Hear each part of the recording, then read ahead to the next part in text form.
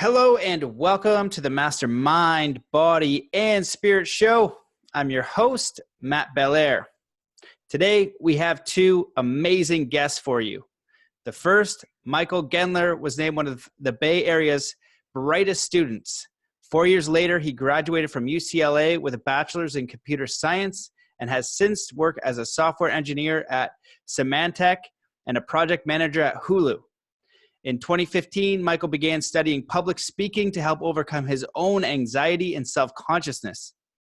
2 years later, he coached Tristan de Montebello to reach the finals of the World Championship of Public Speaking.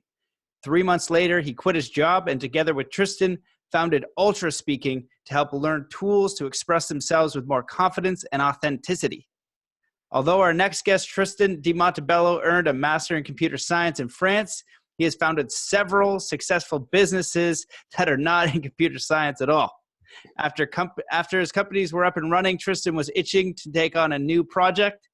He chose public speaking, and with the help of Michael, became the fastest competitor to make it to the finals of the World Championship of Public Speaking. Together, they host public speaking masterclass, conduct private coaching, and teach public speaking classes for low-income high school students. They have discovered a way to make public speaking fun for anyone and decided to share this mission with as many as possible. Welcome to the show, Tristan de Montebello and Michael Gendler. I love it. Thank you, Matt. What's up, fellas? Well, judging by me butchering that intro, I think I'm your perfect client. I'm like trying to read it. I was so thinking about it the whole time too. So I was like, oh man, that was like, I'm so glad I was able to do that. Welcome to the show, gentlemen. Thanks so much for having us. Yeah, we're stoked to be here. Yeah, so we had a little chat at the beginning. One of the things that I said that I loved about your bio that made me want to have you on the show was the fact that you're going into underprivileged high schools, talking to youth about this stuff and the let's say the intention behind it, because you got into public speaking. It's terrifying. You're overcoming self-consciousness, all this kind of stuff. Even with the podcast, one of the things I messed up another intro. I tell people all the time, I just try to show up and do my best, and sometimes I mess it up. Sometimes it goes great. But I'm still trying to show up and be present and do my best. So you guys both have really interesting backgrounds and both in computer science, business savvy. So give me a little bit of background on how you guys got to where you are today and why you chose this over some sort of traditional business route with being in, I guess, one of you's near Silicon Valley. You can kind of do whatever you want with those degrees. You would think we'd be a high growth tech startup combining our forces. I don't think we chose this route, to be completely honest. I think for both Tristan and for me, public speaking was destiny, if you can put it, at least for me. So I had that whole tech background, and I was definitely the guy that good grades, good school, good job was the focus. That was my upbringing. And what wasn't in the stars was to have a good job, you also have to present yourself well, maintain confidence, maintain a good image. And I noticed everyone around me in a leadership position seemed to have this ease when they were speaking. And for me, it was like the ship is sinking. Every time I'm just trying to stay above water and not drown. I didn't really choose public speaking as a solution to that. I actually decided to quit my job, and I drafted my letter of resignation, and I told my manager that, I'm not cut out for leadership. And I think a lot of people can resonate with this because we see it all the time now, this sense of, I don't belong here. And it was just my dad, actually, who in his very immigrant mindset said, no way you're quitting a good job. You're staying there, but you gotta solve the problem. Don't run away from it. And so I was Googling around how to be more confident, how to communicate better. And I happened to stumble on Toastmasters, which is a public speaking meetup, a place where you can practice your skills. And I kept going. I just showed up once and I never stopped. And 2 years later, I meet Tristan, who is on his own public speaking journey. And by that point, I mean, I can dive into it a little bit later, but everything in my life changed from learning to speak in public. Everything. New job, new salary. I started a new relationship. I gained the confidence to eventually quit my job and become self-employed. I believe public speaking it's not the only avenue towards freedom, but it was my avenue. And more than anything, you know, I can talk for hours about it because that one skill it's a life skill, and it just happens to seep into everything that I do now. And so I don't know if you can tell, but I just get riled up because it changed my life, and I'm such a strong believer in it. Yeah, my story is very different, but I resonate very deeply with what Michael says. And even I can sense that I'm feeling a lot right now, just being in this environment where the focus is authenticity, and we're having that very clearly as an intention, the three of us here with this conversation. Sometimes if you tell a story a few too many times, you can disconnect from it. And right now I feel very connected to Michael's story and even to my story. When I think back, I would turn just beet red if anybody would call on me in class. And I wanted to hide. I wanted to be invisible. I just hated it. But somehow I overcame that. I don't know. I mean, I don't think I necessarily overcame it, but something switched little by little. I was able to get away from that, and it started happening less and less. But I was nothing special. I wasn't a great speaker. I liked speaking. I liked when I was with my friends and I was in a situation, an environment where I felt comfortable. I had a blast speaking and even sometimes being in the spotlight. But I was just an average guy. And when I think back to most of my speaking experiences, being interviewed, and there's one on Google of me getting interviewed in one of my first companies, and it just makes me feel terrible watching that. But my most recent company was more of a solo journey. I was already transitioning into wanting to do something where every time I made $1, someone's life was being positively impacted. And I started focusing on one of my passions, one of the driving forces in my life, which was learning how to learn, and learning how to learn new skills fast. And one of my other passions was music, and I play guitar and sing, and it had such a powerful impact on me that I created a course, an online course on teaching people how to learn guitar in 3 months. But as soon as that was set up and in place, I realized I don't want to be the guitar guy. That's not me. That's just one tool. And I was looking to take on a project and apply my methodology in a public setting. And it's one of my friends who recommended public speaking. I was going to choose piano. And one of my friends said, no, don't, that's stupid. Don't choose piano. Not because piano is bad, but I was thinking from a business mindset. I'm thinking, well, I did guitar. Let me learn piano. I've always wanted to learn piano, and I'm going to be able to create a course for beginners on piano. And he just told me, you're thinking completely wrong. You need to choose a skill that's going to change your life.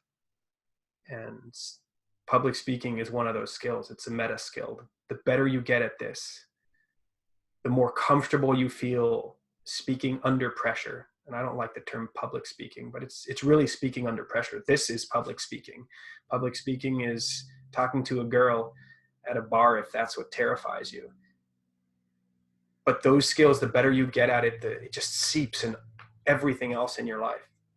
And so I took that on, and I met Michael because I showed up at a Toastmasters meeting to start my project of speaking in public. And I saw Michael speak. I was blown away. I went to him at the end and I said, hey, can you help me out? I'm taking on this project and you're just phenomenal. I want to learn from you.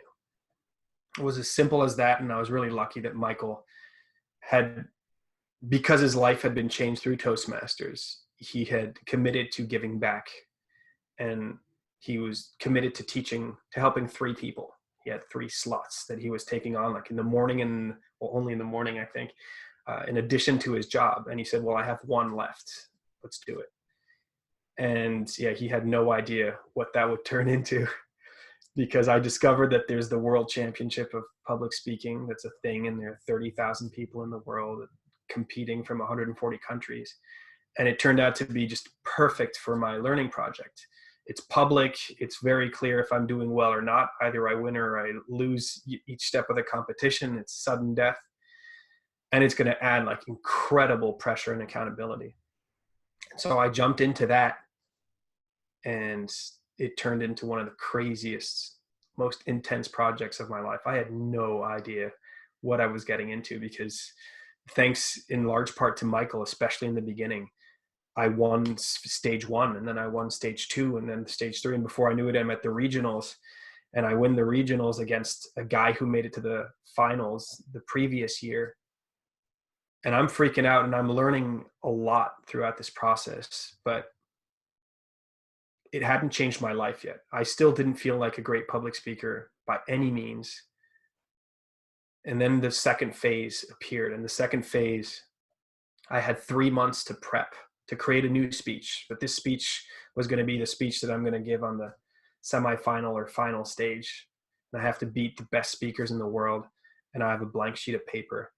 And it was hard.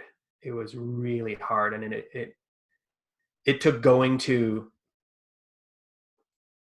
Toastmaster clubs over and over, day in and day out, improvising speeches, with me being the only person in the room knowing that I'm improvising. Everybody thinks that, you know, I'm the regional winner who's about to go to the finals and the semifinals and is going to test his speech out on us. And I'm actually improvising and testing out an idea that Michael and I brainstormed in the morning, using the comedian's approach, you know, how they build specials.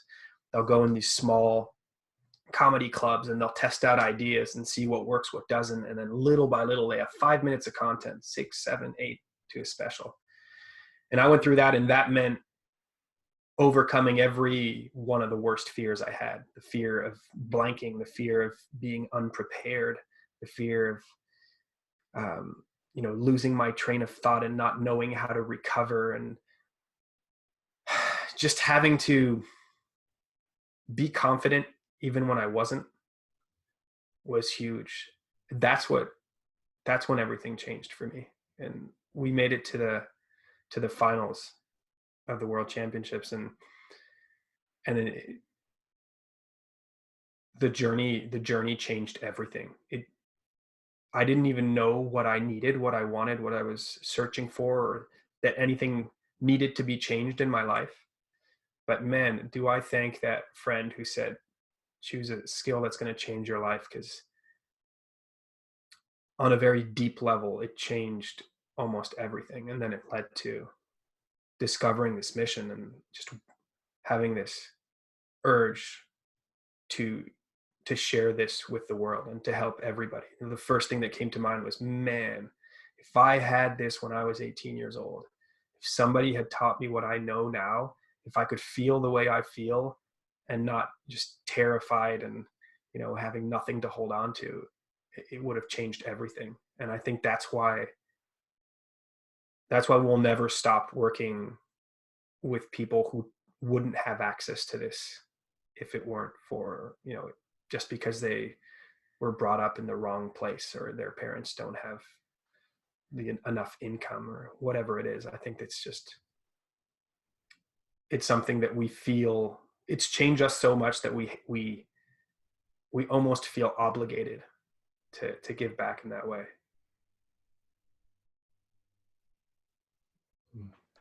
That's beautiful, fellas. You guys both shared your personal accounts of this, and one of the underlying things that I'm seeing here is like, okay, one, yeah, it transformed you, but two, there's an element of giving back. also facing your fears and then being able to face them and develop the confidence.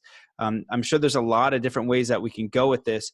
But I think that just recognizing that, you know, in your own process, like you're looking at something that's terrifying you, you're building up the skills, you're going through the process, and in that is the learning. So I guess what I'm immediately curious about is, like, you know, now being on the other side and you see your younger self. And that's how I felt with studying the, you know, mindset stuff that I did with sports psychology and self-hypnosis and learning about the world. And it was to build up my own confidence, because I was afraid of everything too. One of the things I'm currently working on is I'm afraid of the dark. Now, not like regular darkness, like proper in the forest, you know, like, you know, scary darkness. Yeah, scary darkness. So I'm literally running in the dark now. And it's terrifying, and I'm getting less and less terrified of it. Not always terrified, but it's very interesting. So it's like facing it in my own way. But when you're talking about what you would empower the younger self with, like, what are you trying to empower? Like, what is different now? What are some of the things that you've learned along the way? For me, it's funny because I think Tristan and I both went on a journey where we learned different skills. And I mean, everyone starts off with reading, like, here are the 5 tips, right? Here's the things you do with your hands. Here's what you use, your facial expression. We all want the quick fix. And I think I went that road myself. I wanted to know, what are short ways to become more confident? What are shortcuts to becoming a better speaker? But all roads for me led back to the one truth. And for me, that truth was self-expression comes from expressing yourself. Great public speakers, great communicators are the ones who can share themselves with others. And that the actual barrier to confidence, the barrier to public speaking, is the fear of revealing yourself. We believe public speaking is the fear of being seen. And so most of us put up facades. We act professional. We say what we think should be said. We use gestures. We do what we think we should be doing, but we're not taking the risk of revealing ourselves and all the imperfections and the quirks of our personality. And so I had to go on this journey to learn all of the tricks, to learn all of the shortcuts. But it brought me back to the main philosophies of public speaking, which are: be conversational, be authentic, be honest, and take a risk. Take a risk in expressing parts of you that may not feel comfortable. And I think that's what vulnerability is. And so if I could go back in time and talk to my younger self, I would do it not to arm him with communication techniques. I wouldn't do it because his career is going to be better and I would do it because that younger me had so much self-consciousness, so uncomfortable being in his own skin that life sucked. And I believe that the more comfortable we are with being in our skin, the more comfortable we can be with the way we speak, the better speakers we are, but more importantly, the more fulfilling life that we will have on a moment-to-moment basis. I totally agree with that. And Tristan, I want to hear your thoughts as well. But what I want to add to that is, you know, like, okay, so yes, I think that most youth today, they, you know, and I growing up, same thing. We have like, we're uncomfortable in our own skin. We're not confident, right? And I think that's getting through and doing like that. On top of that, now today's kids have social media that gets to compound that, to just affirm that you only have this many friends, this many likes. When something happens, that can linger on a friggin' platform forever. So it's worse for them, I think. But then I want to touch on kind of like what you said about the fear of public speaking before, like you're going up and you need to be perfect and you have this idea of yourself. And as adults, we wear these suits and we have these different things. And for me, I find it hilarious because, you know, I let that go a long time ago. Like it flares up, you know what I mean? But like, this is the car I drive. This is the suit. This is what I do. And it's just like layer upon layer of just like, hey man, like, you know, if you're like, I don't know, something happens to you and your leg is like broken, it's gouging through your leg, you're going to become a human real quick. Or something serious happens, you're going to become human real quick. And my friend Kyle was actually telling me about, you know, that show Hot Ones? And I was watching Hot Ones with him. It's basically a show where celebrities go on and they eat ridiculous hot sauce, like the hottest, crazy sauce. And he goes, and we were watching, I've seen clips here and there, but he brought up the idea. He's like, the reason why I love this show is because it makes them so authentic, because there gets to a point in the pain, right? It goes beyond their idea of them as a musician or an actor, whatever, because they all of a sudden go into survival mode. So they can't even worry about like the identity of themselves or what they're wearing or how they're portraying themselves, because they're all of a sudden in another mode of consciousness.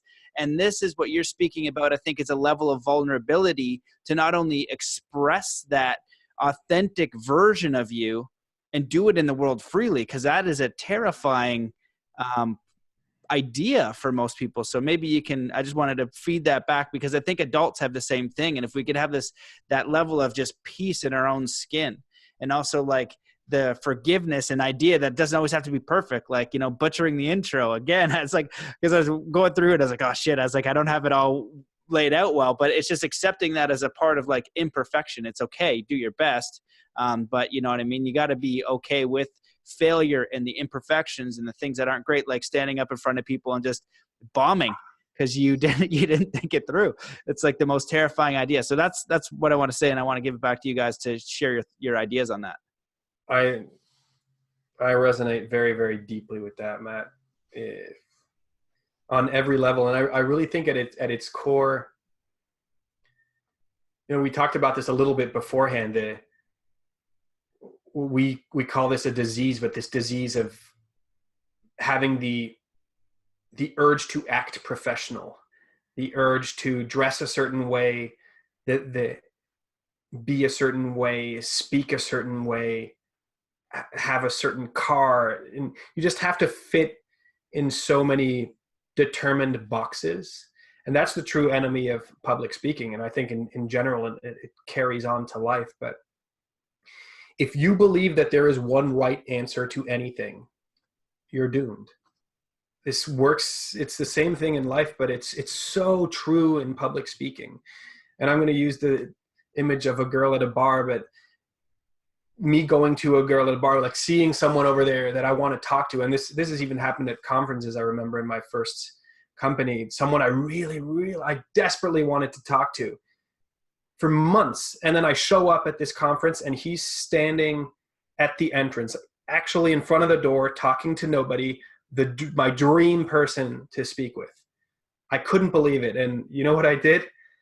I pulled out my phone and I faked that I was on a phone call. And I just like walked back and forth in front of him, faking to be on a phone call, inventing a fake conversation. All the while trying to convince myself that go talk to this dude. It's okay. But what kept going into my brain is, what should I tell him? What's the right thing to say? What if I say this? What if he asks me this? Who am I to even go talk to him in the first place? And there were so many things that I'm trying to check. I didn't even walk into that conference. I ended up hanging up the phone, pretending there was an emergency on my phone call, hanging up and leaving. I didn't even walk into the freaking conference. And I will remember that story till my deathbed. And I think we to a certain extent, we all have a story like that, right? Of this opportunity, this moment where we wanted to speak up and we didn't. And at its core,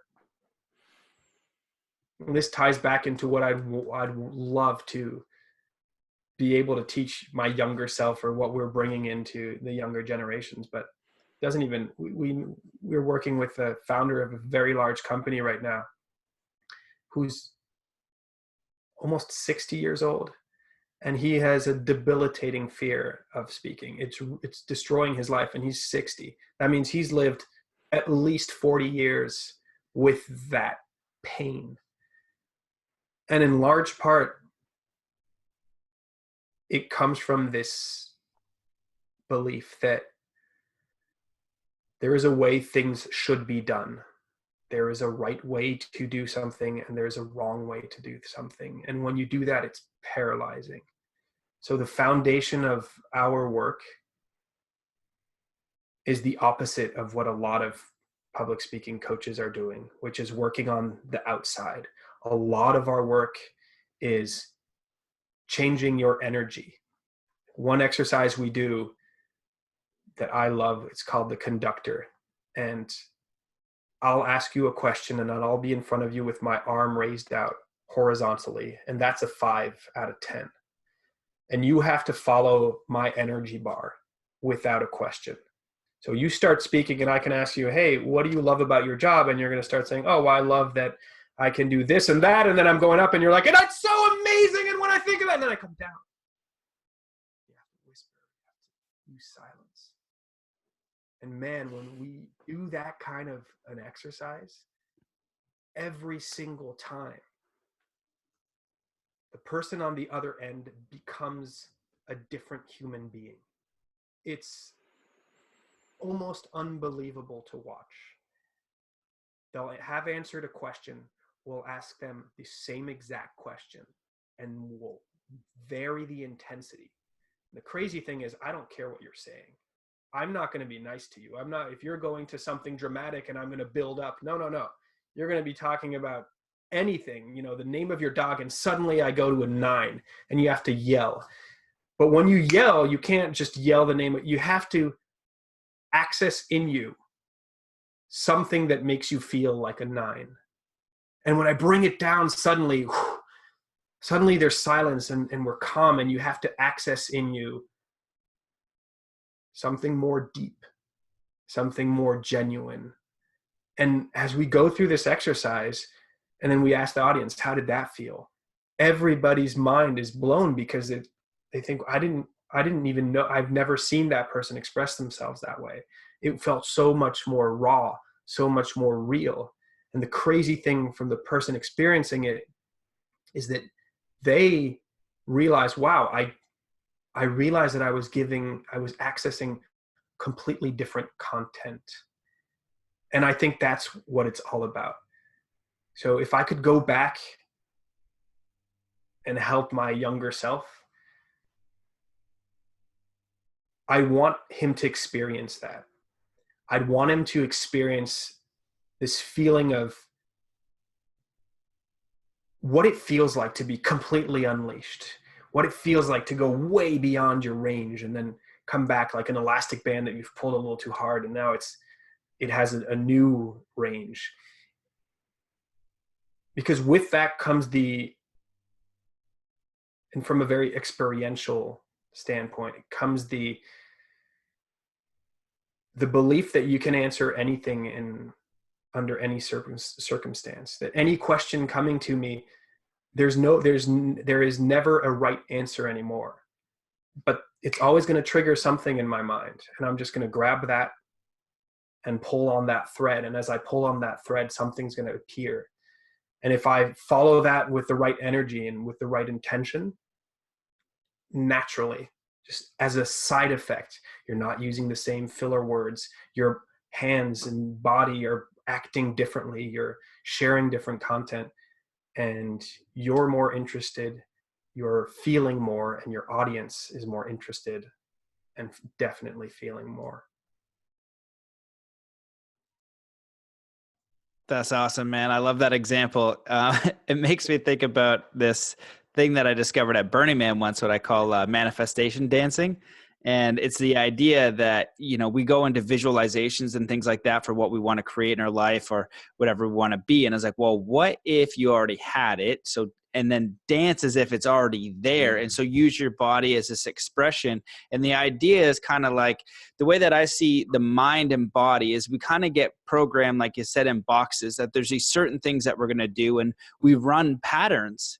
And, you know, we have all these patterns, and all of a sudden those patterns, they basically get more entrained, like the train tracks. You know, at first you're driving like an all-terrain vehicle, you can go wherever you want. Then all of a sudden, you know, you get into like a car, and then all of a sudden you get into like a train, and you're on tracks. And that's just the way it is. It's how you act. This is the range that you have. And you're talking about going beyond that, which I think is really important. And just it's a simple exercise, but I can really see the value in that.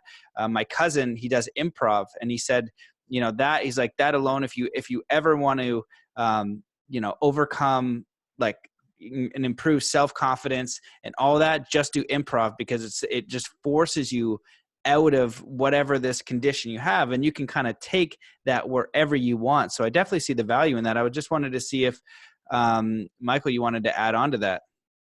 Well, the thing that comes up for me, I've said this a lot. I love the example of an angry parent.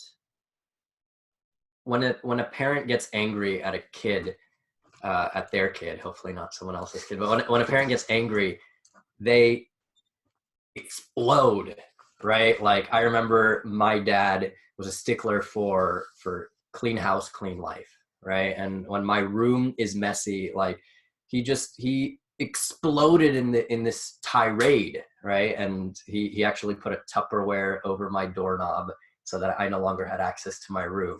That's my punishment.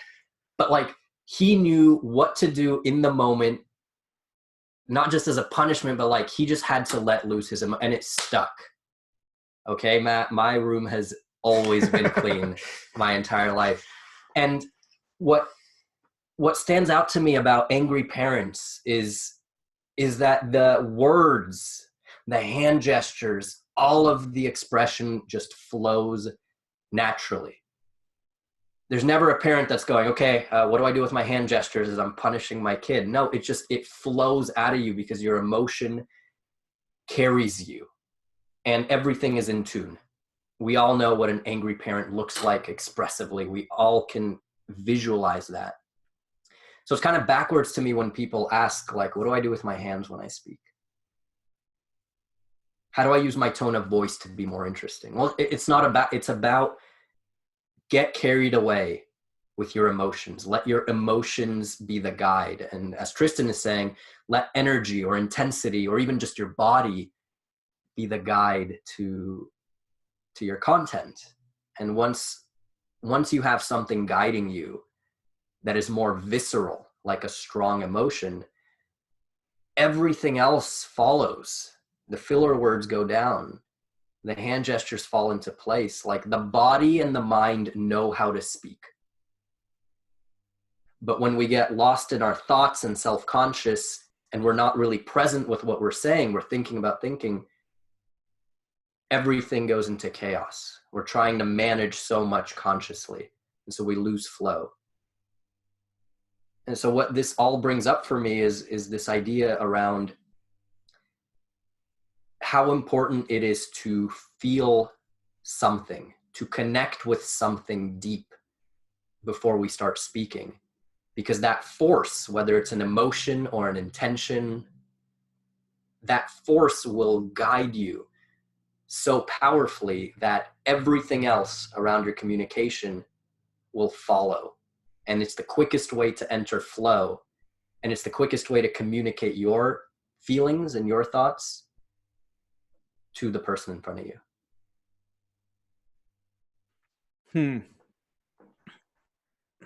Just processing all this, because there's so many avenues that my mind is going with this. But one of the things that I really liked, and I think that's important to kind of draw on a little bit, is I think it was Tristan that you're talking about, like the going back, like the ability to be authentically you, or like just like be fully unleashed. And I have like a little joke with my sister where it's just like going full power, you know. And so we're so conditioned not to really just like, you know, go full power in any way. And the thing is, you know, people might think that doing it at the grocery store, or how you communicate with your server, or how you interact with the people you work with, like that doesn't count. It definitely counts, because that's going to be the building block to go full power in your life. Like, what is the full power expression of you. And the way that I see humans, I see them as like, let's say, powerful dolphins, but in the world that we're in, everybody's choosing to be a goldfish. And and I've studied a lot of the reasons why that is. And there's definitely factors for that, but it does not mean that you are not a dolphin to begin with. You can literally leave that school of fish and jump out of the freaking water.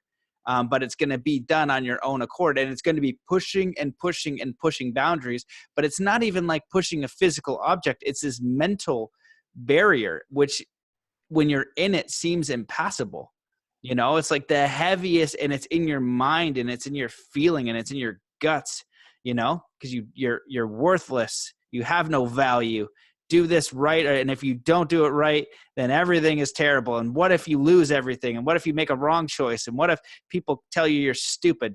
And all these different things that are all in the mind. And so it can feel like it's impossible to overcome. And I think that like just getting to the point of like, if we're going to be talking about public speaking, it's being authentically you, but being authentically you in each and every day. I think that the skills definitely carry over. And, I don't know if you guys have a particular direction for this, but it would just be, your recommendation. If people are terrified of public speaking, like what would you offer them? Because I think that's a high percentage of people out there.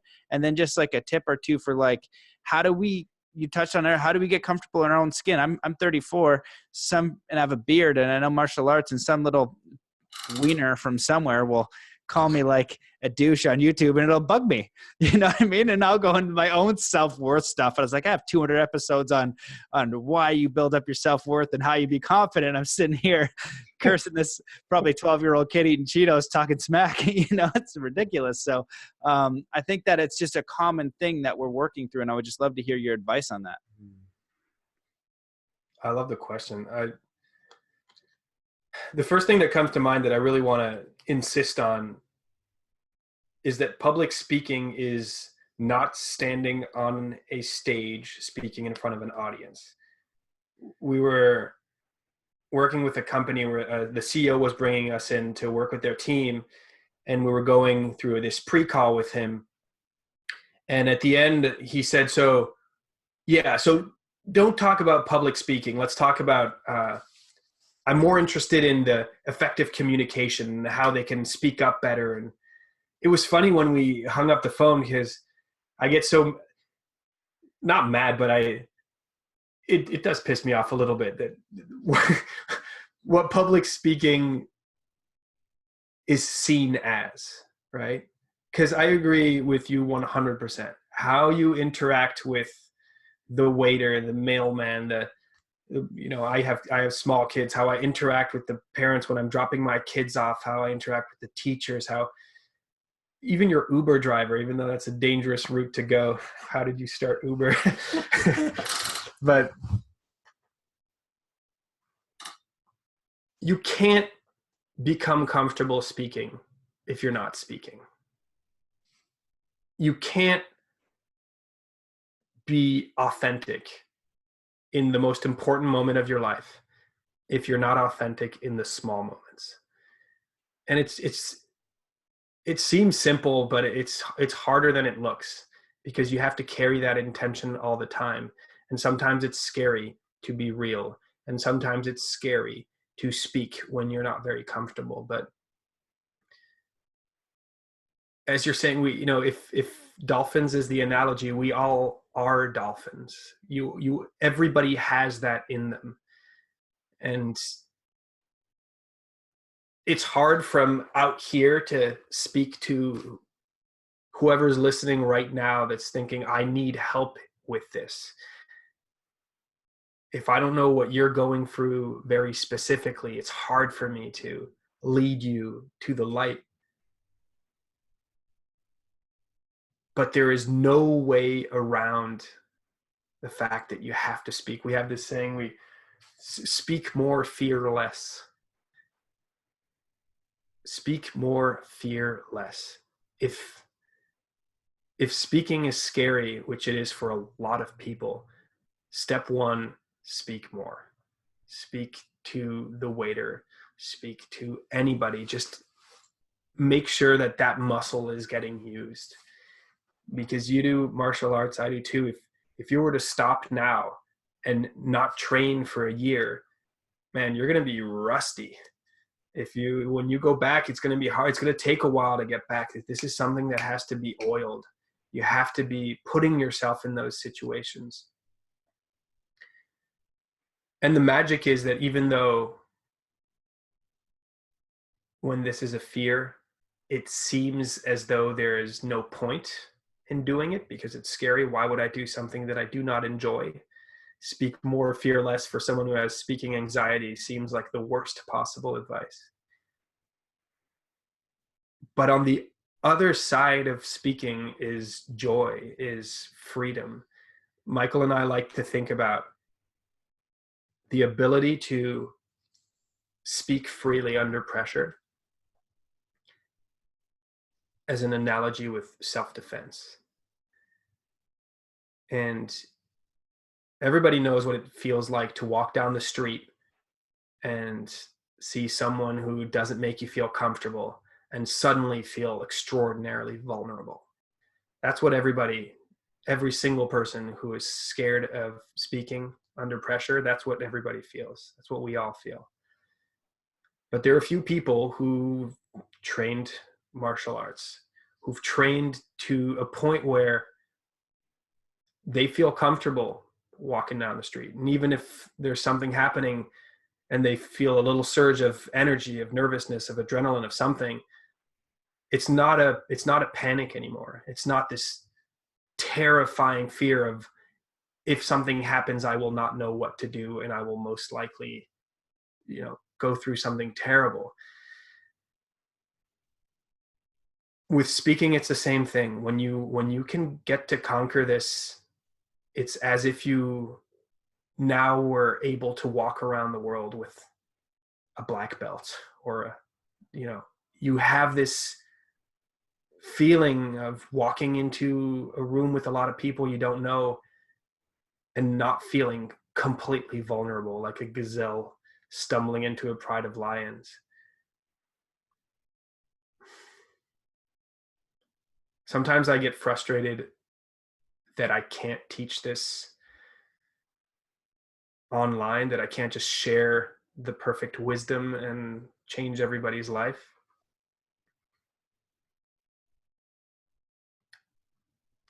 But yeah, if you have access to improv, for me, that had a huge impact. I took improv classes during the World Championship to help me out with this part of it, and it made a tremendous impact on how I felt. And then you got to start. You got to speak to get better speaking. What's coming up for me, Matt, is I'm really scared of taking a martial art. Actually, Tristan is he's about a year into Brazilian Jiu-Jitsu. I'm the guy that walks on the street, and if he sees someone that's a little shady, I'm the guy that feels like, is this going to be the moment that I get robbed or mugged, or I get fear? I want to be the guy on the other side that says, I want to come out on the other side that's saying, I can hold my own.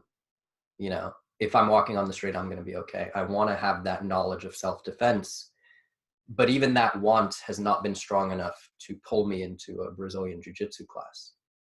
Because every time that I think about it, I just picture a 300-pound guy triangle choking me and just the pain associated with that. I'm also picturing myself going to the class and just this incredible, I don't belong here. Everyone here is trained at some level, and here I am, like, insulting their practice time, because every time they even come close to my neck, I'm just gonna tap out and go, please don't, please. Just gonna fetal position. I can relate to anyone that is thinking this whole time, like, yeah, I get that public speaking and communication can be so freeing. I want to learn the self-defense, but like, you don't understand. It's too scary to start. I should go to a class, but it's too scary. Like, I should go and improve, but it just isn't going to work for me. And that's my journey with martial arts. And like any fear, to overcome the fear there's many approaches, but the approach that has worked best for me is the tiniest form of exposure therapy. So one day Tristan takes out his gi. He has an extra gi and we put it on, and we're in his living room on the carpet, and he moves the table and there's a couch there, and he just says, all right, like, try and choke me, do whatever you want, and I'm just going to defend. And so me being in the upper hand, pinky swearing that he's not going to just surprise triangle choke me, right? Okay, I can at least understand what it's like to fight. And then we do it again, and then we do it again. And this time he says, okay, but now I'm going to defend a little bit. And so then we do it again. And this time he says, okay, now you're going to defend, and I'm going to go to 3. And slowly I'm just getting a taste of what it's like to learn this skill. And there are times where I'm in a choke. There are times where I feel uncomfortable, but the pressure is so low, the environment is so safe, that I'm okay with it. And I think that's the beauty of this art of public speaking, that it really isn't walking on stage and being in front of an audience, that it's every part of your life. So the one thing you can be sure of is it's gonna be scary. There are going to be risks that you're gonna have to take in order to express yourself authentically, but you have control over where you take those risks. For me, I find myself at the checkout line a lot. What's a small risk I can take? What's a compliment that I could say that would feel scary? If it feels uncomfortable, it's probably the right risk. If I'm at work, what's a question I could ask that would just get me to speak in a moment where I probably wouldn't say anything?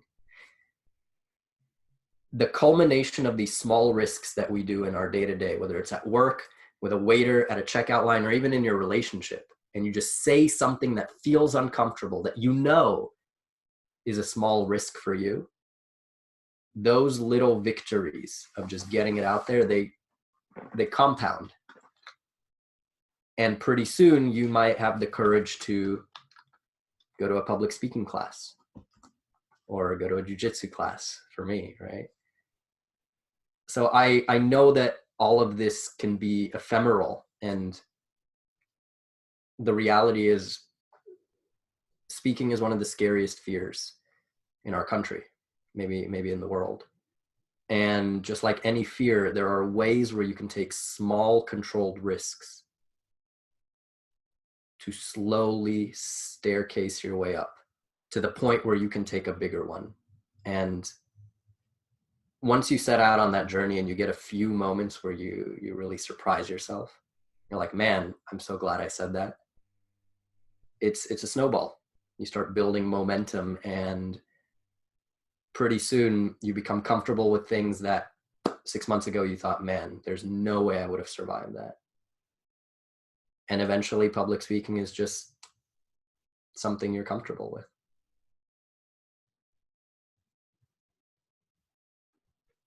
I loved all that, boys. You know, there's a lot of things that came up for me there, but the main thing that I'm kind of thinking about that comes back to is like Buddhism. And I think it's the Eightfold Path. It's really simple. It's a right view, right intention, right speech, right action, right livelihood, right effort, right concentration, right mindfulness. And one of those in there is right speech. And I think that, you know, just being able to speak authentically, like you had said something earlier, Tristan, about like saying the right thing, like what is the right thing? Like I know a lot about snowboarding and I could say the wrong thing. You know what I mean? Like I know more than most on the planet about that. Now I know a lot about podcasting. I could say the wrong thing, but we have this identity in ourselves to know the answer, whatever the case is. And so then that's that ego side or that created side that, oh my goodness, what if this identity gets it wrong? Rather than just speak, like, there should be no pressure really about anyone who asks you anything. You know, if it's a personal question, be like, that's too personal, man. Get out of here. And I was like, what about, I don't know. That's a great question. I don't know. This is my experience. Let me share that with you. And it's coming back to this like authenticity, vulnerability to share. And it's interesting because most people aren't even like that. Like I have very blessed to have really great childhood friends and a really great high school experience. And even though I was terrified most of the time, I had great friends. But one of my buddies had made a comment about something I was going through. And my other friend, who I'm good friends with, is just like, you talk to him like that? And I was like, yeah, don't you? I was like, he just was like being honest. Like, well, is there like a layer there? And like, maybe for him, there's just like a little bit of a layer of like, how deep can we go in this honest connection, even in this friendship? Right. And I think that for some people, just to break the barrier in public settings, like I'll say hello to people all the time. One of my mentors right now is David Lombear Senepas. He's a Native American elder. And one of the constant things he says is like an act of kindness is asking someone's name. We're so disconnected from each other. We're not even, it's like, get your waiter's name. When you go, the one sense, like to take the martial arts example is like, you got step one, there's a homeless guy on the street who looks sketchy. Well, maybe because I know martial arts, maybe not. I don't know. I'm not worried about that. As long as he doesn't look like he's going to stab me. So I'll go, hey man, how are you today? And he'll be like, good. And he'll look sketchy as crap. And I'll be like, can you use a buck? Give him $1. What's your name? Get his name and have a conversation. All these scary people are not scary. If they look sketchy, then don't go near them. Don't go around trying to go to sketchy neighborhoods and do sketchy things. But the idea is that like we're fearful of our environment. We're fearful of people because we're not communicating and we're stuck in these things. But when, if someone's going to rob me, that's super easy. You can just have it, there. I don't need to use my martial arts. I can either run if it's dangerous or you can just have it. There's not a combat. And the same with speaking. It can be a combat or I can seek understanding. Like I'm trying to write this article on the Parliament of World Religions right now, and it's challenging because there are so many different views and I don't want to offend people, but there's history. There's history in what has happened and how do I write that in a certain way? And I'm not trying to share it in a sense of saying this way is right, this way is wrong. There's over 200 different religious faiths and things there. Just trying to share, look, this is the experience that I'm having, to the best of my ability. And I want to seek understanding. If I say something that's offensive, you can share understanding. It's not to attack you, And so if we're communicating in that way, but that's a terrifying prospect for a lot of people. So I really like the idea of just doing a little bit, do what you're comfortable with, because we can kind of like, make that small room get smaller and smaller and smaller and smaller and smaller. And if you can just do the tiniest thing that moves you in that direction, or ask for help for somebody, who might know, like taking that little step with the jiu-jitsu, right? But that's your own mental battle. Because if you were near me, I'd be like, bro, let's go to class. Like, that's not what it's about. It's about, in skateboarding, that's why I love skateboarding, because the worst person there will finally get like an ollie or do the most basic trick. And the best in the whole skate park will just like cheer, usually, if they're paying attention, which is most of the time. Like, that's amazing. Like, it's great that you suck. We're stoked that you're skating. Same with good martial arts. That's why I'm not a big, like, I love MMA and it pisses me off because they've taken out all of this, like that tradition. Like Brazilian jiu-jitsu still very much has it. And it's about making you a better person, encouraging your teammates, helping them, inspiring them, becoming the best version of yourself. That's what it's about. It's not going to an MMA gym and seeing who can beat the crap out of each other and who's the toughest guy. That's missing the whole entire point, And so what if we could interact that way in life with everybody for everything? And it would be a beautiful way. And so martial arts lays a foundation for that. And what I see with you guys is public speaking can lay a foundation for that. It's one avenue to step into the power of being comfortable in your own skin to express yourself fully. So that's my rant. It's not a question. You guys want to add on to that? Man, I love it. Come teach with us. I mean, this is how we introduce when we do group classes, master classes, we always introduce it that way. Like, wherever you're at in your journey, if you are deeply anxious about speaking, or if you are extraordinary at it, you're going to leave here one step further on your journey. And that's all we care about. Every person gets in the hot seat, and every person gets more awareness on where they're strong, where they're weak, and what that one thing is that they can start using to take a step forward. And I love it. And I love what you shared about asking someone's name. There's actual science around that. The Stanford experiment where they put they took a group of people and divided it in two. I think it's Zimbardo, the researcher who did this. It's very infamous because they wanted to recreate a prison environment. And so they just randomly had half of them become prison guards and half of them become inmates. And it was supposed to last a week. And within 2 days, they had to stop it because people were breaking down. Inmates were crying and going crazy. And the prison guards were getting way too violent. It was just getting completely out of hand. But the first thing they did to dehumanize the inmates was take away their name. First thing they did, a shirt with a number.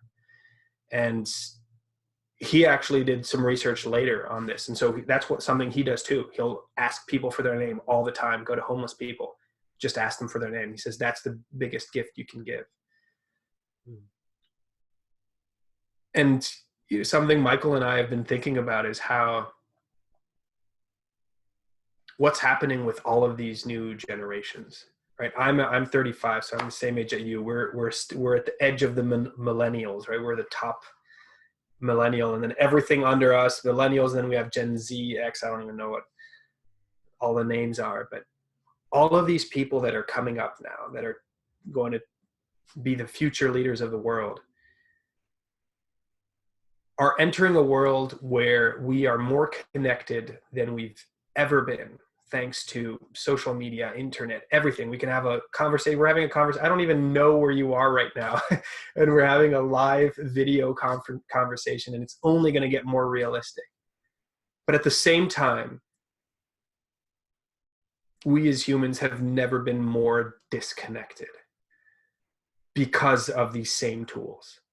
And I have 2 young kids, and sometimes it wakes me up at night. What world are they going to grow up in? How much is it going to hurt when one 12-year-old douchebag eating Cheetos, says he's worthless?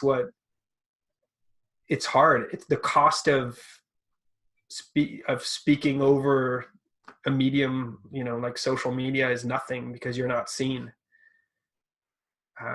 But it still hurts on the other side. And so, yeah, we want to have a role in helping connect people again, and helping, giving people the right tools and reminding them of what's really important. And what's really important and the deepest level is just human connection. We're tribal. We have to live in communities, otherwise we die. One thing I think about all the time, it almost haunts me.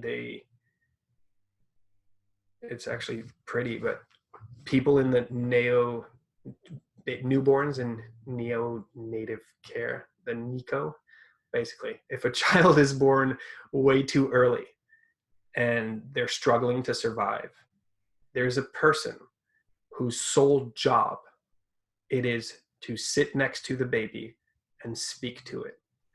Because if you don't speak to it, it lets itself die. When we have human connection, when we have other humans to interact with, we live, and we want to live. And I truly believe it's the same thing when we're adults. If we can't speak to people because we're too afraid to speak up, it's going to be tough to live on. It's going to be tough to wake up in the morning. But if you can speak your true self, if you have the tools and you're able to fully express yourself, then man, how delicious is life. And just for context, we see this in corporate cultures where it's not like people aren't speaking, but they come home at the end of the day and they feel like they've acted the entire day. That's what the professional culture of past generations has brought us. That we have to be a certain way in the workplace, and that's where we spend half our lives.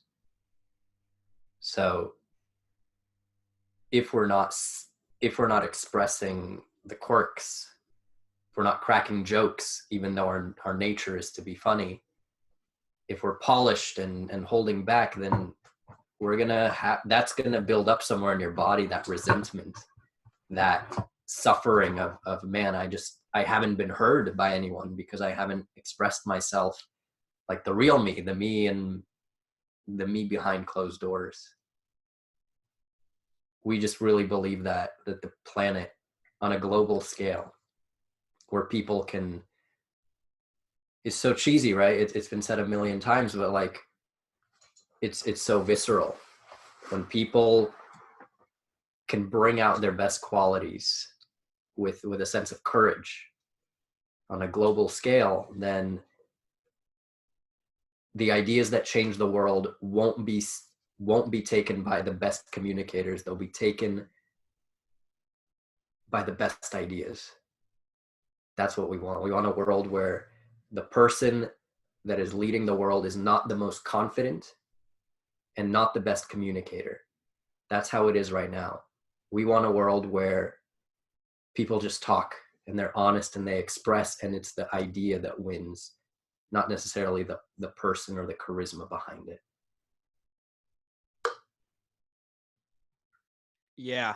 Yep. I totally agree. That, that brought up a few things for me. The first thing was the Into the Wild book. It's also a movie, and are you guys familiar with that? It's a really great book. If you haven't seen the movie or read the book, it's really amazing. And it's just about a guy, giving everything away and figuring out the meaning of life and going deep in the woods and figuring it out. And at the end of it, he ends up eating some, I don't know, spoilers. It's going to spoil it if you haven't watched it. So close your ears for like 30 seconds. It's a true story though. So yeah, it's a true story. And, he ends up in Alaska and eats some bad berries and he's going to die. And basically he discovers the meaning of life was, to be around his friends. Like that was the values, being around community, being around other people. And so that kind of makes me think about the next kind of stage, which I would say what you guys are offering here is like, authenticity in words. And so it made me think about like, that person who's at the office or going about daily life, they're acting. Some people are consciously aware that they are acting. Some people are unconsciously aware that they're not even aware they're acting. They don't even have awareness that they're basically adapting to their environment to be safe, to keep their job, to fit in, to get the norm, to not break the mold. So often, actually now a lot of memories are flowing as I'm doing this. So often people are just like, look at me weird, or like, why would you do that? Or like, Matt, do this, don't tell me how to act, fool. You can like, it pisses me off, and I just look at them as like, you act however you want to act. It's like, look at this world. It's like Shakespeare's like the whole world's, a stage. You can act however you want. Ideally act appropriately. It doesn't mean be mean. It just means be free and enjoy your experience however, you want to have it. So, I think that to recognize if you are acting, how can you be authentic? And if you can't be authentic in your speech and how you interact at work and how you go about your day to the person serving you, if you're not even present and it's like a robot serving you your food, not a human. If the person who's homeless their life has no value.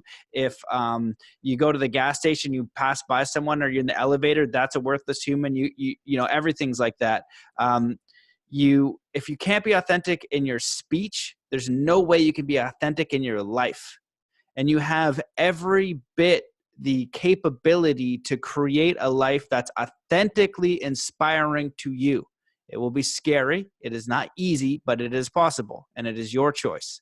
And so I feel like it's a step in that. And if you can open up that door of just being authentic in your speech, it's going to open up other doors. It's like the dam, and sometimes the religious world, they'll say there's a million ways to the path home to God. And that's kind of like what this article is about, is like, who and what is God? 260 religions. Not one person there did I see that was like, oh, I'm going to go do this religion because that person definitely knew God.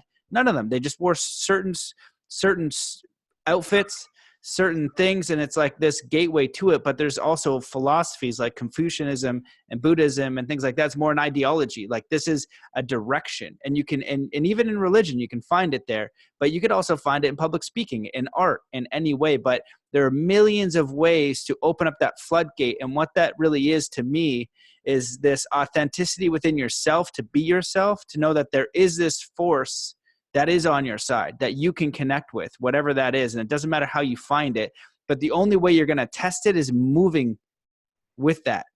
is being authentic to yourself first and having the courage to take the first step. But once that dam opens, whether it's speech, communication, art, even a religion, anything, then now you've opened up the floodgates for all of this other awareness. Like Tristan, you were saying earlier, you didn't even know. You didn't even know what you were in for. You made that first thing go, oh my goodness, this was so much more than I could have even possibly anticipated. So I was going to leave that. And if you guys want to add on to that rant, then please go for it. I want to take a second to just feel all of what you just said, because it's so good. I love it. There are tools to step into that. And I think I mentioned before we hit record and we started going live that we've started to see ourselves as researchers. We're on a project that is much bigger than the two of us. It's much bigger than whatever team we'll be building. This is something we want to leave something behind, well beyond our years on this earth, that will help whoever has access to it to take that step that you're talking about. Because I think people, especially the new generations coming up, they crave this. Everybody craves real. We were talking to someone who's given 1,000 speeches in his life, and he was saying, it's so strange. My audience has been changing, and now they're asking me to be more raw, more authentic. And he is polished. He is super. You give 1,000 speeches and everything's perfect on him, just the way he looks and the tie, and he's super polished. But his audience isn't responding to it anymore, because there were these generations that were trained to act professional, and this is what it looks like, and this is what you're supposed to be. But that's changing. The startups of the world, the sharing of information, all of this is allowing us to touch this. And I think everybody's craving this. More and more people are going to be demanding this of their leaders, demanding this of anybody, because we're understanding that this is what we need. This is what we need to thrive as humans. And yeah, regardless of where you are on your journey, there are tools. If you don't have access to actual coaches and people who can help you and mentors, then the small things you can do in your day-to-day, joining an improv class, going to Toastmasters. There are tons, or I think 150,000 clubs in the world. There are places where you're going to be pushed to answer questions on the spot, pushed to go a little bit beyond your comfort zone. And it's only when we're at the edge that the edge starts to expand. You have to spend time there. I agree. Michael, you want to add on? Yeah, the whole conversation, I've been having this feeling, empathizing with that one person who's like, man, just give me something. Like, tell me what, I get it, but give me something practical. Yeah, give me something practical. And so I empathize with that, because we found that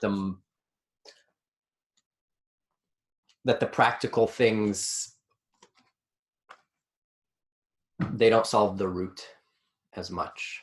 But what we've noticed from most of our clients is that the number one symptom, the number one problem that's holding them back whenever they're speaking under pressure, whether in a meeting, in a leadership position, giving a speech, whatever it is, the reason that they are all, in a sense, holding themselves back or doing worse than they could be, is because they are resisting the nervous symptoms that they're feeling. There's like this weird unspoken agreement that we shouldn't talk about how nervous we feel, that we shouldn't feel nervous. And so when we do feel it, most of our brains say something's wrong. It's like a signal of, uh-oh. And so the clients that struggle the most are the ones who don't expect nervousness. So it catches them by surprise every time, even though it's happened hundreds of times. Or they expect nervousness and they resist it. They believe it's a bad thing, even though pressure is what makes the great of the great. Pressure is what heightens all of the senses. So I just want to speak to the one person who has been just frustrated the entire podcast because there's nothing practical there. This might not seem practical, but if you're resisting nervousness, if you aren't expecting it, if you still think that it's a bad thing, then it's important to do a little bit of research around the similarities of nervousness and excitement, about the physiological symptoms of nervousness and why they're there and why that's a good thing. And the most common reason that people feel terrible before speaking, that people react so negatively to nervousness, is because the sensations in the body lead to negative thought patterns, negative self-talk. The most positive self-talk that we've heard is limited at, I hope this goes okay. Right? Who's going to set themselves up for success if they're thinking, I hope this goes okay? Or worse, I hope I survive this. I hope I don't embarrass myself. Right? Tony Robbins goes up on stage in front of thousands of people, jumps on a trampoline, gets his physiology to the state of nervousness / excitement that he wants. And then he says an incantation that says, you know, God, give me the courage, the strength, the willpower, the everything I need in this moment to serve. I mean, that's someone who is priming himself to go speak under pressure. And most of our physiology under pressure is the opposite. We slouch, we kind of take our shoulders in, we look down, we're rehearsing our lines, we have negative self-talk. We're literally setting ourselves up for failure because the patterns in our mind and body are off. So we believe in pre-game rituals, like in sports, but in speaking as well.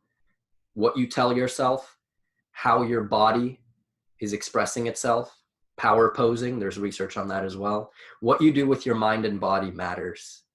And it's the quickest shift to how you feel on stage. But remember, the nervousness is not going to go away. The nervousness is going to be there. What changes for great speakers, for the clients that come in with Xanax and come out feeling comfortable, what changes is their relationship with nervousness. And that starts with the self-talk that we have in our mind. I think you brought up a really good point there. Tristan, you talked about this earlier a little bit about like pushing the edges, right? You have to apply pressure to the edges. You know, as in snowboarding or skateboarding or extreme sports or any development, for you to learn, there's going to be a leap. So if I can do a 360, I want to do a 540. If I could do a 540, I want to do 720. Whatever the case is, there's always expansion, or maybe it's the size, but there is a level of nervousness and it is uncomfortable. And I think what martial arts teaches you and some other practices like that is getting comfortable with the uncomfortable. It's not supposed to be comfortable at first. It's comfortable over time. You know, it's not comfortable right away, and accepting that as a part of the process, you're going to be really doing yourself a favor. Kyle Cease wrote a book called I Hope I Fail, and it kind of goes into that idea as well, is that failure is okay. It's a part of the process. If you could just master everything first go, like if somebody could just get on a skateboard and do a 360 flip first try, that would be extraordinary. Nobody can do that. It takes thousands of tries, but it's getting immersed in the process, in the motivation world. It's embrace the grind. And I really like what you added on about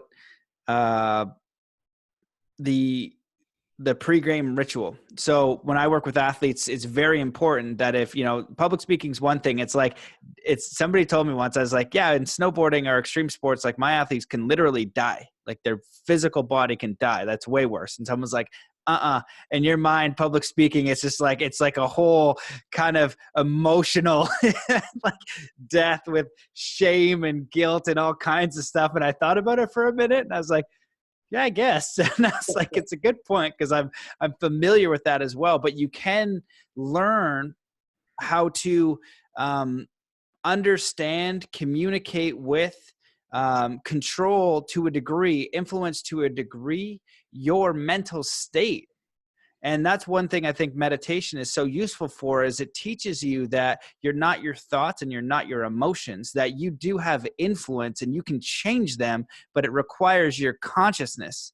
It requires your awareness. And most people don't realize they can actually influence those to a massive degree, to then go out and give yourself the highest degree or probability of success in what you're doing.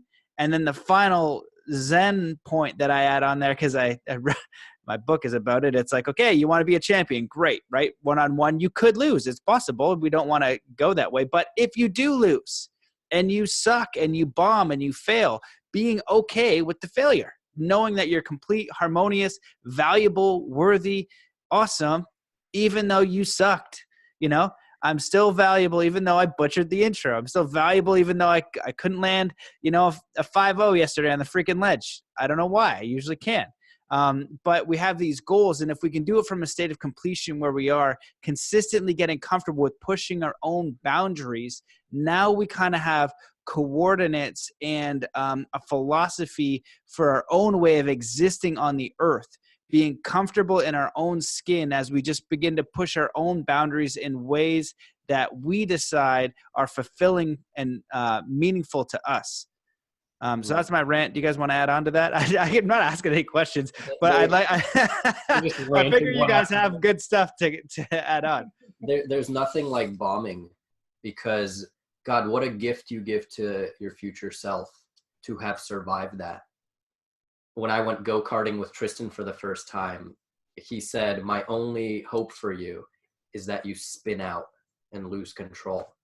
And that was my biggest fear, is like, I'll go fast, I'll turn the corners, but I won't spin out because I don't want to lose control. And what if an accident happens?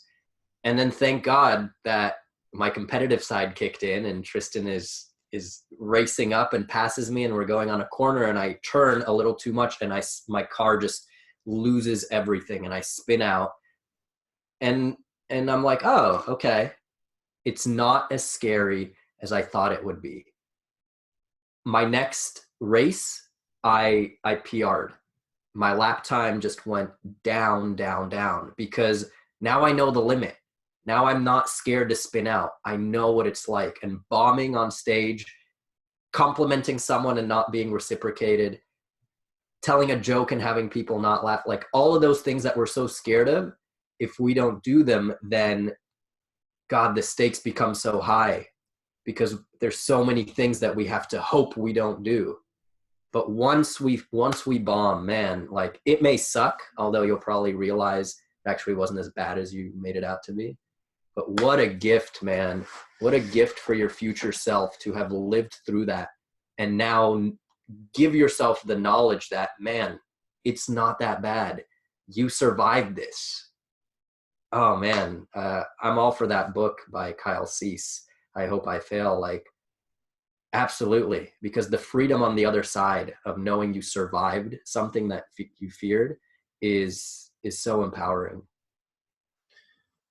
With that, I resonate. So the first speech I ever gave during my project was exactly on that, on the first time I played guitar and sang like in public with a microphone amplified at a bar, and I messed up. There was this moment where I'm supposed to whistle, and when I got there, everything was going fine. I mean, my heart was beating like crazy and I was sweaty and it was horrible, but I was having a blast, and I didn't realize that my lips were so dry because I was so stressed that instead of a beautiful whistle, it was like, there was this like silence, and it was just, and it was the worst, absolute worst, like worst case scenario for me was being on that stage and completely messing up and making a fool of myself. And that happened on the first freaking try. But as a result, first of all, it did not feel even remotely close to as bad as I thought it would. I recovered pretty well and it went okay at the end. But then I was like, okay, well, worst case scenario, check. Now it's only up from here. And it felt strangely empowering to me. Now I was so excited to go back out. But one thing I want to pick up on is, you said getting comfortable with the uncomfortable. And we always talking about that. And I just had this little piece of insight as you shared that, where I realized that there's something I've always disliked about that. Because I think comfortable with the uncomfortable. And then when the uncomfortable comes, I'm like, I'm never going to get comfortable with this. This is freaking uncomfortable. That's why it's called uncomfortable. And I think it's almost deceiving, right? Because then if you say you can get comfortable with it and people go to the edge and they're like, wait, I don't see a world in which I'll get uncomfortable. It's a trap. And I think a better way to say that, and I will introduce it officially right now. Somebody has probably thought of this many years before me, centuries, but I think it should be becoming familiar with the uncomfortable. Because the moment you go to that edge and you confront that feeling of being uncomfortable, your edge moves. So if you stay there and you're like, hey, look, now I'm so comfortable doing this thing that I wasn't comfortable, then you're tricking yourself that you're not at your edge anymore. The edge just moved one step later. So it's becoming familiar going. Like, I love freestyle and skiing, and so I feel you when you're talking about your 5-0. Every single time I drive down that ramp and I'm going to go off the kicker, every single time there's a moment where my body like wants to go away. There's a moment where there's this natural instinct of like, stop, go, do not do this crazy. Why are you going to jump into the air? And you have to, at a moment, you have to silence it and commit 100% and be 100% confident that it's going to go and it's going to work. Otherwise, you're just making sure it's not going to work. If you lose confidence in the middle of a jump, you will crash. How real is that, right? It's true, right? You're up there. If you're losing confidence, but you hold whatever you have and you're going to recover, something's going to work. But if you're up there and you're like, oh no, then you open up your body and you start thinking, that's clearly going to land you in the wrong way.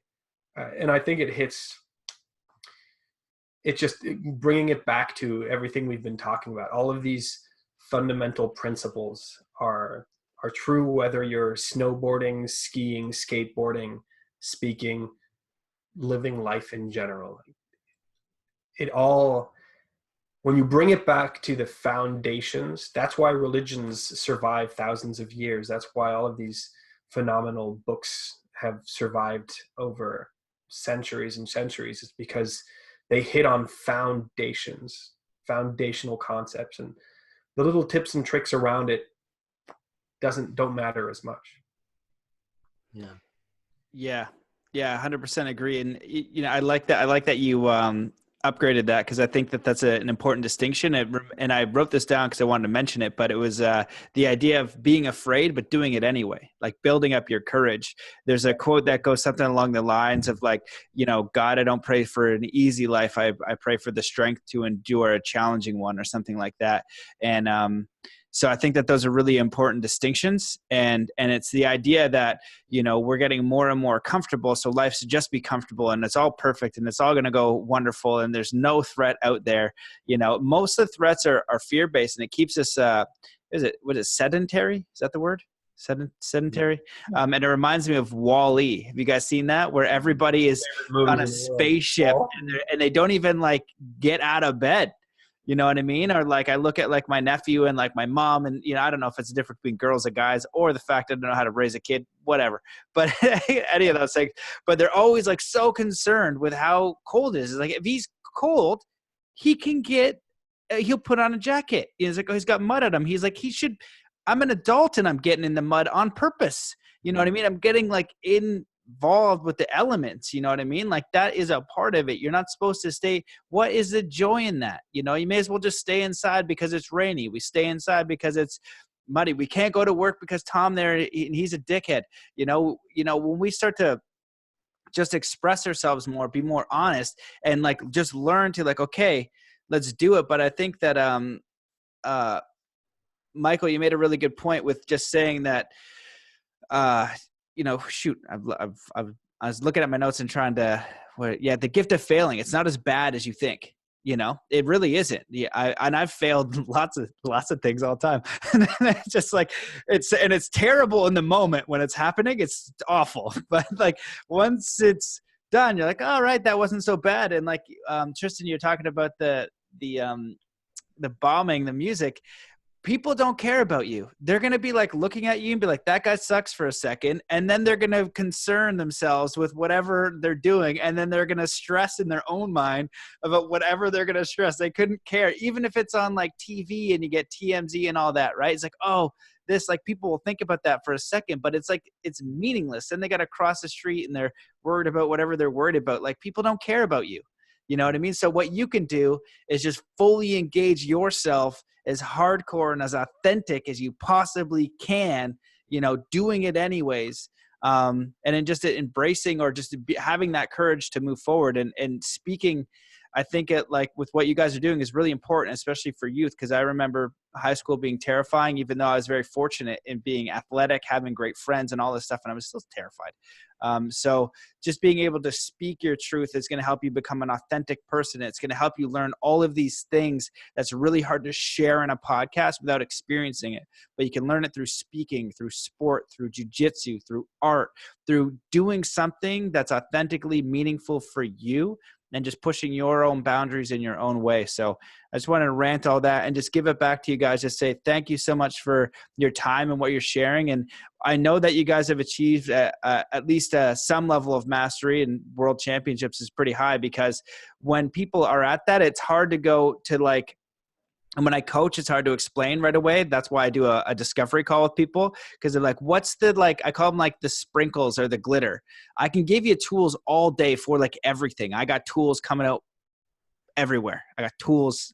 I've been looking at tools for a long time, and they work, but it's like glitter on top of that. Like if you wake up, are you whole? Are you authentic? Are you creating connection to spirit in your own way? Are you honoring yourself? Are you finding yourself in the answers? Like one of the clients I had said the greatest thing of all time, we were going to like renew our contract. And I was like, think about what I've taught you, right? Cause she's always learning from these different people. And I don't teach her a lot of that stuff, you know, that I can, but we end up always talking about some other stuff. And she's like, the biggest thing you taught me is I don't need you. I was like, bam, got it. Perfect.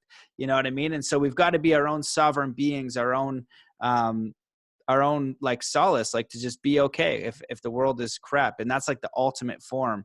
But then from there, we have the courage to go and fail and come back to ourselves and be okay, to fail, to come back to ourselves, to be okay, and learn it's actually not as bad as what we're imagining in our minds. It's this mental prison we create that's so real and so powerful. And we're really stuck in that. And and we only know ourselves. So our prisons are very unique and very sophisticated. So if we could just start to open the gates and just step outside a little bit, it's going to be it can be very transformational. And so I recognize what you guys are doing, and I think it's very important. So great job. And I just want to ask if there's anything that you wish that I had asked either of you, any closing thoughts, and feel free to share as long as you wish. I just appreciate you guys coming on. Yeah, well, I'll take the next hour to share some of my thoughts on public. Great. I'll sit here. Love it. Matt, thanks for having us on the show. I love the level of thought that originates between us. It really has turned my gears, the entire conversation.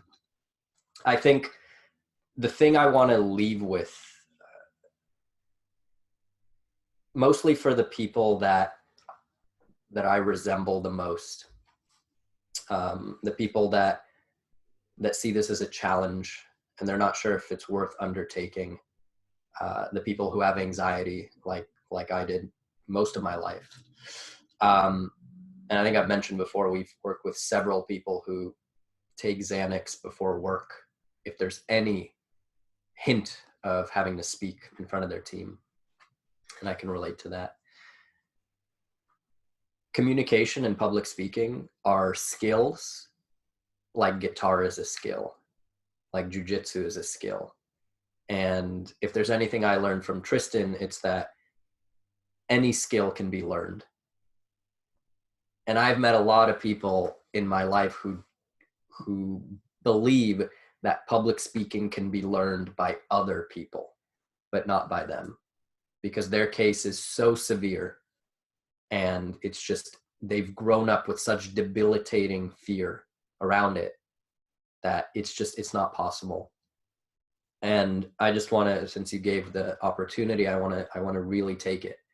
And I want to use the opportunity to remind everyone that any skill can be learned. And your boss who is just a gift of the gab, or your coworker who just seems to be talking on their feet, they feel nervous too. They're going through the skill set too. They've just developed certain patterns that they're good at now. But it's a skill like anything else. And so I just want to encourage anyone who even has that inkling of desire to get better at this, to go for it. Because like any skill, you can learn it. And you'll be surprised that once you start out on that journey to learning it, you're going to make leaps and bounds faster than you think. And I just want to encourage everyone to learn the skill of public speaking, of effective communication, because the other side of it is just, it's incredible. And I love it so much. Yeah, I don't want to pollute any of those words. I mean, I resonate with every fiber of my being. Yeah, it's just I have such a strong drive to share the things I love and the things that have changed my life, and learning new skills and getting good at it and experiencing the change in my life that it's had, not only public speaking, but everything, skiing, like all of this, jujitsu has been huge, but yeah, we die when we stagnate. One of the questions that we like asking, Michael sometimes asks some of our clients just to put them on the spot and see how their brain works and how they react under pressure, is life is like a bicycle. Why? And you have literally barely a second to start speaking. But one of my favorite, I don't even remember who gave this, and I've heard tons of different answers, but one of my favorite answers was, if you stop moving, you fall. And it's the same thing in storytelling, though. As long as you're moving forward, it's just the key to storytelling. It's the key to life. Always be more moving forward, because it's about the journey. And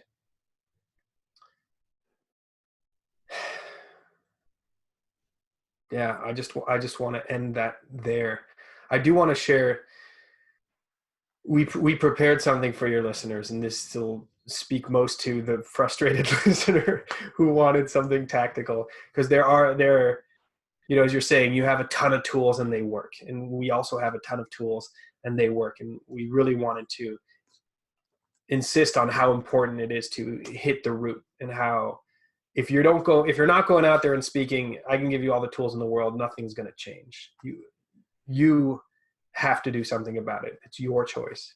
But if you do, on our website, ultraspeaking.com/Matt, M-A-T-T.